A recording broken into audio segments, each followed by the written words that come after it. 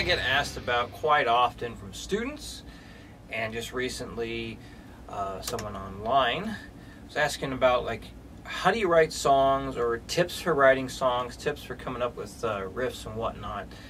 And I'm thinking back just a couple weeks ago, was working on showing one student an Arch Enemy song. It was an acoustic song, can't remember the name of it. But, you know, he had asked, like, you know, I want to know what's going on with these chords so I know why they chose to use that, you know, go that way. And other times I'm asked, like, why do people, like, choose to use these chord progressions? Why do people, you know, choose these notes? They're really, for the most part, when it comes right down to it, they chose the chords they did just because they liked it, and that's it.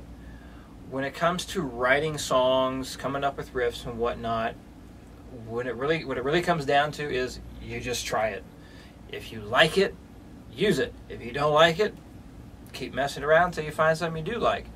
Now, when it comes to writing things in key, yeah, that's, you know, when the goal is to stay in key because you just really like the way that it sounds. A lot of times staying in a specific key can make things sound very melodic. Then yeah, there are some rules involved with staying in key because you have a specific group of notes that you're working within. But it doesn't mean you have to stay in key when you're writing music. A lot of times I don't stay in key when I'm writing music, and a lot of times I don't care what key it is. Even if it is a key, a lot of times I use a chromatic scale. Sometimes I use a whole tone scale because I like the way it sounds. You know, but a lot of people tend to stay towards staying in key because it sounds very pleasing to the ear. So anyway, so tips on coming up with your own stuff. I do recommend learning your scales. This way you have a foundation to build from. So when you know your scales, and I would start with something simple, just learn your 7 positions in the key of C. So I don't know if I have a video up on that or not right now, but just really quickly I'll go through this, and then you can follow the tab as well. But basically the different ones, like you're learning your modes or your scale shapes, all starting in the key of C. Whoops, I goofed that up.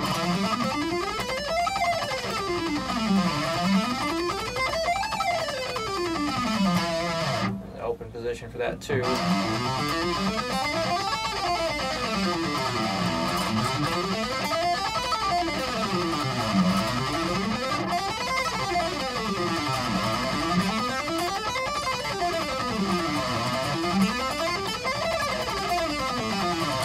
After that one, just brings you back to the first one.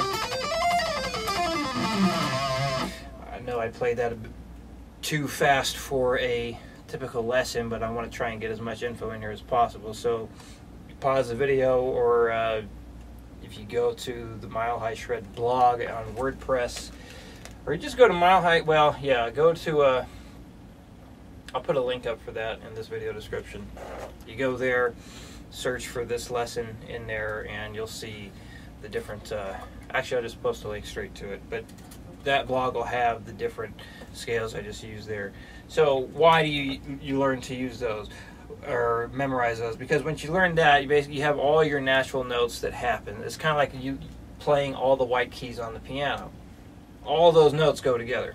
If you stay away from the black notes, the black keys on the piano, you're good. Those are for sharpening and flattening different notes, but anyway, that's for something that we won't get into that in this video. But you learn that. What happened with me was when I learned how to play in key, and I learned those various scale shapes or modes, I was able to figure out songs a heck of a lot faster because I noticed all the different patterns being used. Obviously, Iron Maiden is my favorite, and I learned that, you know, just all these patterns I was learning, like I was practicing in the key of G. I just played stuff in the key of C, but or key of E minor, same as the key of G. A lot of their stuff, I'd say most of their stuff that I was learning was in the key of E minor. And I kept noticing all these patterns they were staying in. It's like, I know this stuff. So learning your scales gives you a foundation to mess around in. I mean, you already have, let's say, like all kinds of different power chord stuff that you can use. You memorize what the notes are, like for whatever key you're working in. So like if you're working with the key of A minor or the key of C, same thing. Like you look at the natural notes starting out on their open E, you got E, F, G, A, B, C, D, and then E again. You can use a power chord starting on all of those.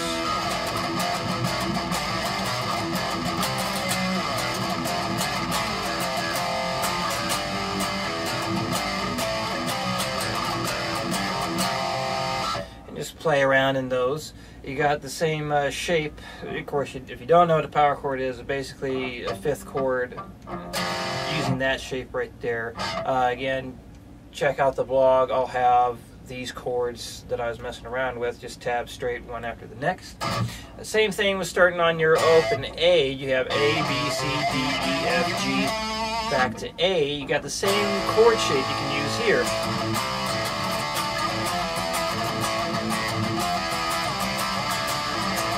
Of course, you can go back and forth between those strings as well.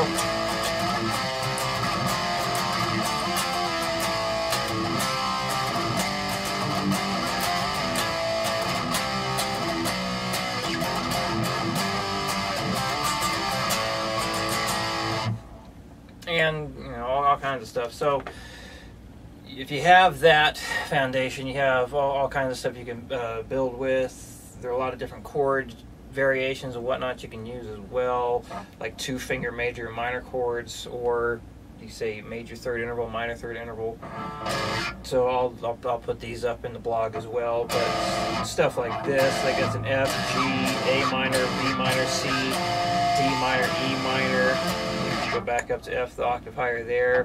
B minor starting on the E, or I'm sorry, A string, C major, D minor, E minor, F, G, A minor again. So they're like really good substitutes for the power chords. So something like this.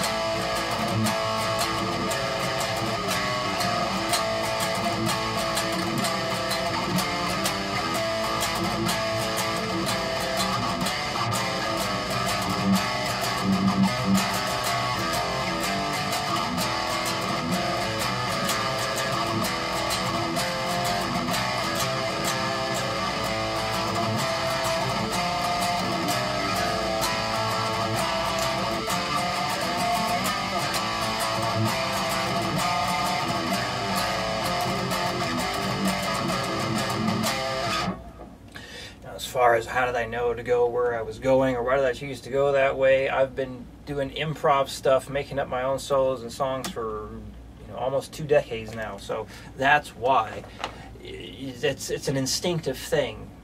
So if you want to get good at writing your own stuff, I definitely recommend practicing your lead playing a lot. You only get good at being a lead guitar player by playing a lot of lead, because it's a very instinctual thing. It's not really pre-planned when people are just making solos up. I mean, some stuff is, but a lot of times, especially speaking for myself and a lot of interviews and whatnot I've either seen or read, people, when they start writing solos, will just kind of start making stuff up on the spot and then sort of get a feel for how the song is they're playing over, and then kind of polish it up as they go. So yeah, eventually you'll have something that's actually written out, but it doesn't start with like this pre-planned thing, like I'm going to use this arpeggio here, I'm going to finger tap here, I'm going to sweep pick there, I'm going to do tremolo picking in this place. It really doesn't happen that way. So beyond that, other things you can do is learn to play in different keys. And all it is to play in different keys. So you got the major scale shape, that first one we looked at for this video. I mean, that shape is movable. If you take that pattern and you started on A and you played like the exact same fingering, so instead of going 8, 10, 12, 8, 10, 12, 9, 10, 12, etc., and you go 5, 7, 9, 5, 7, 9, 6, 7, 9. Whoops, I goofed. So that's just, I just played an A major scale, which means I played in the key of A. The relative minor of that, all you do to find the relative minor is you go back a step and a half, which is 5th fret there, you go a half step back, and then a whole step back. So basically subtract 3, and you have your minor scale, or your relative minor key. So A major is the same key as F sharp minor. So if you start on G, the major scale, you're playing in the key of G, or E minor. So that's another thing. Once you start getting comfortable in one key and you know the scale shapes up and down, you can start experimenting by playing over to some backing tracks and making up lead in different keys, or just trying to write songs in different keys. So that's something that can break you out of a comfort zone, is start writing in different keys. Other things, something Joe Satriani talked about, I believe, he calls it pitch axis. I think I've talked about this before in another video. If you're on the YouTube channel right now, if you're watching this on YouTube, you go to my YouTube channel itself and search for modes. There are some videos that talk about modes in more detail. But like, one thing you can do is kind of change what mode you're in. Let's say you're doing a riff in A minor, which is a pretty common thing to do. So I'll do a very metal sounding thing.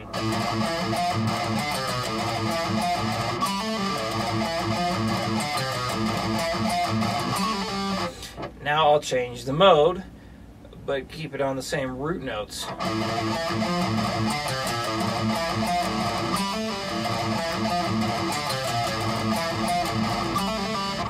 So hopefully you heard that one note change, because I went from the Aeolian mode into Phrygian, which I'll play real quick. You got the Aeolian, and then you got Phrygian.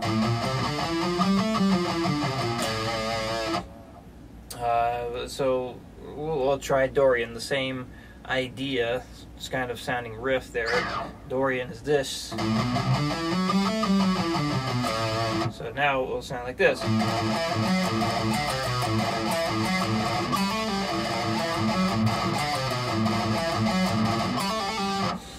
Or we can try Locrian.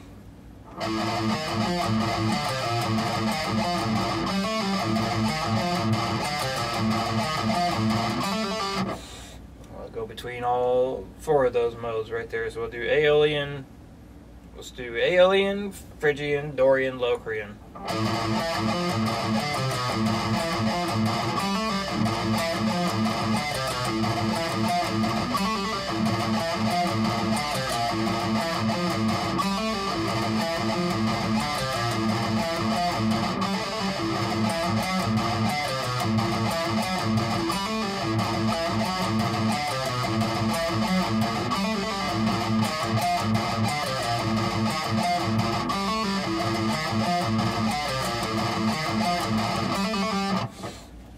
So changing the mode you're in while keeping the same root notes, that can bring up new ideas. That's something you could try. Learning exotic scales too, like harmonic minor. That's a very popular one for metal.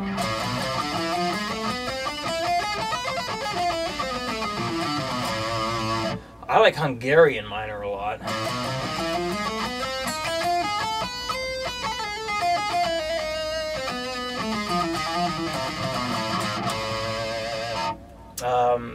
Those are 2 that you could use to come up with some different sounds. So, you check out, I recommend getting the Guitar Grimoire if you want just a bunch of different scales to try out. I mean, the thing is huge. It's got more scales than you will ever need to be a musician, easily. You'll never run out of ideas with that. Let's see. I also did a video on parallel chord progressions. Again, go to the YouTube channel itself and search there for parallel chord progression, or parallel chords, something like that. Basically, just kind of like a chord substitution kind of thing. And just real quick, so like let's say we're playing something in the key of A minor. We're doing like a A minor, B minor, B minor, D minor, A minor, D minor, E minor, back to D minor. It's kind of like a minor blues progression like that. Apparently I forgot to turn my phone off. So you could say you're doing that.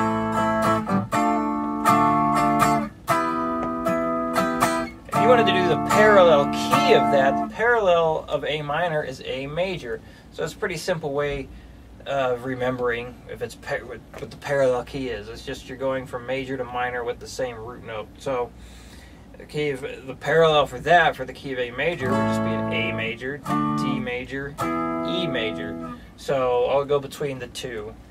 And it's again, this is just ideas that you can try just to come up with new sounds and see what you think. So A minor first, in the key of A major.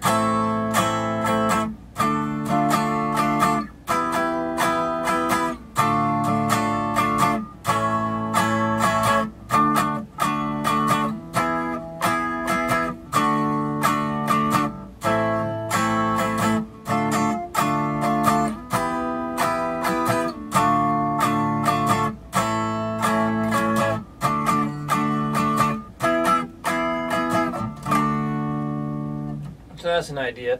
Another thing is learn about chords. Learn chord theory. Learn what triad chords are, what suspended chords are, seventh chords, add nines, all kinds of stuff. I have not put together a theory course, but I am intending on doing so. Right now, if I had video recommendations, I would, but I don't know. I haven't looked. If any of you are watching this that have recommendations for chord theory videos, please share them in the comments so other people can view them. But basically, there's all kinds of different options that you can do when you understand how chords are put together and in key, so you know how to navigate within those scale shapes we talked about. So I'm going to turn this off real quick. But basically, a really common one is doing an A minor chord to an A suspended second, into an A suspended 4, back to an A minor. I mean, something like that happens a lot in music.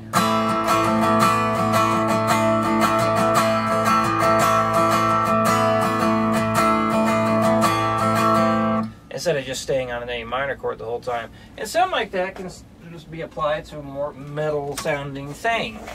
So, let's see.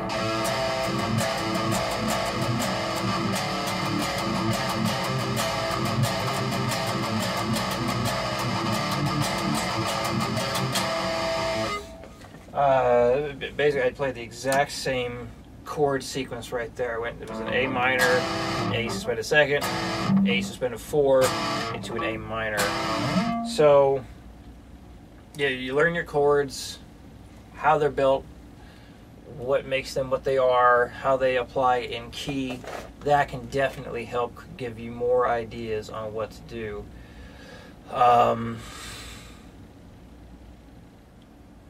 The other things you can do as far as writing stuff, doesn't hurt to try and play with other people, bounce ideas back and forth with one another. That's always a good way to get new things happening. But of course, if you want to do it all on your own, hopefully some of these ideas here can help bring about some inspiration and some new things. I think that's a decent amount for one video on ideas on how to write songs, tips on getting some new riffs and whatnot. Again, just like I said at the beginning of the video, when it comes down to writing material, it really is all about you try something out, and if you like it, use it.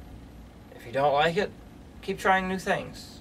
So And just keep in mind, songwriting stuff can take a very long time to complete, especially if you're very picky about what you're doing. I've had riffs that have been sitting around for several years. I think I remember reading something that Dave Mustaine said on one of the more recent Megadeth albums. He used riffs that have been sitting around for over 10 years. So he never knew what to do with them. So, you know, it's not a bad thing if you can't finish a song right away. Maybe you're just not ready to. So, you know, it takes time, and the more you do it, the better you get. Definitely do improv stuff. Go on YouTube, look up backing tracks. There's plenty of backing tracks to use. And just practice soloing, and that will help you a lot when it comes to writing your own stuff. So if you have any questions about what I talked about here, or if you want me to go over in more detail anything that I talked about here, let me know. And yeah, thank you for watching.